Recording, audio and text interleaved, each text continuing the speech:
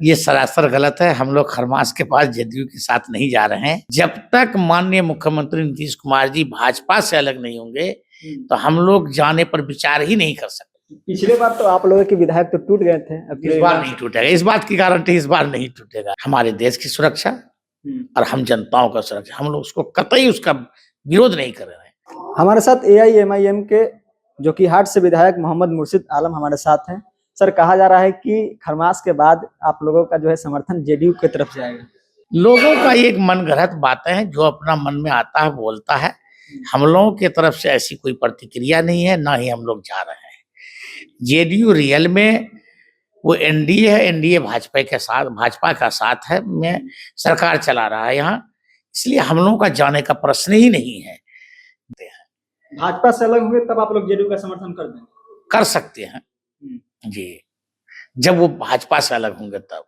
आपके ओवैसी साहब भी तो उनकी बड़ाई देखिए, हमारे ओवैसी साहब इस मामले में बड़ाई कर रहे थे वो कि हम लोग JDU को समर्थन दे सकते हैं, लेकिन वो भाजपा से अलग होंगे तब, और सीमांचल के लिए विकास की बात करेंगे तब। ये शर्त था उसका। ये नहीं था कि भाजपा के साथ नीतीश कुमार जी रहेंगे और हम लोग साथ चले जाएंगे, ऐसी बात नहीं है।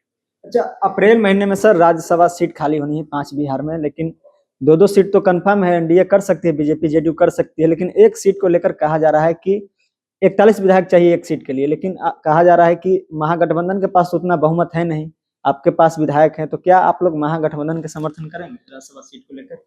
नहीं, ये बातें तो देखिए हमारे बिहार प्रदेश के अध्यक्ष अख्तर ईमान जी तय करेंगे कि वो किनके साथ जाते हैं और किनको राज्यसभा के लिए वो अपना सहमति बनाते हैं, इनको वोट देना है।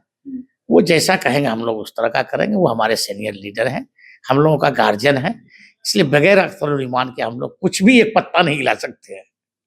पिछले बार तो आप लोगों के विधायक तो टूट गए थे, अब इस बार नहीं टूटेगा। इस बात की गारंटी इस बार नहीं टूटेगा। इस बार देख लीजिए, सबसे पहली बात है कि हम लोग पांचों जीते हैं, मजबूती से एक साथ रहेंगे, कोई ना तोड़ सकेगा ना कुछ कर सकेगा, ना हम लोग टूटेंगे।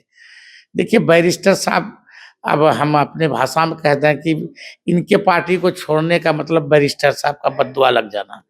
बैरिस्टर साहब जिस पर बद्दुआ कर दें उसको वोट नहीं मिलेगा। आप देख लीजिए 4 आदमी का क्या असर हुआ, 3 आदमी लड़ने लायक नहीं रहा। जो एक आदमी लड़ा हमारे खिलाफ में, हम उसको आसानी से चौथे स्थान पर पहुंचा दिए। इस बार टूटने का डर है कि मतलब हार निश्चित है? नहीं, टूटने का डर ही नहीं है। आप ये जानिए कि टूटेगा नहीं। हम लोग मजबूती से काम करेंगे। जनता जिस उम्मीद से हम लोगों को वोट दिया है, हम लोग उसको उम्मीदों पर, आशाओं पर खरा उतरेंगे। एक आखिरी सवाल सर, किशनगंज में आर्मी कैंप नहीं बनने दिया जा रहा है, कांग्रेस भी इसका विरोध कर रही है, आप लोग भी उसका विरोध, क्या वजह हो सकती है? आप ये जानिए, हम लोग आर्मी कैंप का विरोध नहीं करते हैं। वो कहीं न कहीं हम लोगों के जज्बात से और हमारे देश के सुरक्षा से जुड़ा चीज है। आर्मी किसके लिए बनाया गया? हमारे देश की सुरक्षा और हम जनताओं का सुरक्षा। हम लोग उसको कतई उसका विरोध नहीं कर रहे हैं। ये कह रहे हैं कि जो आबादी घनी है, जिस आबादी को तोड़ा जा सकता, हटाया जा सकता, आप उसको बेघर नहीं करिए।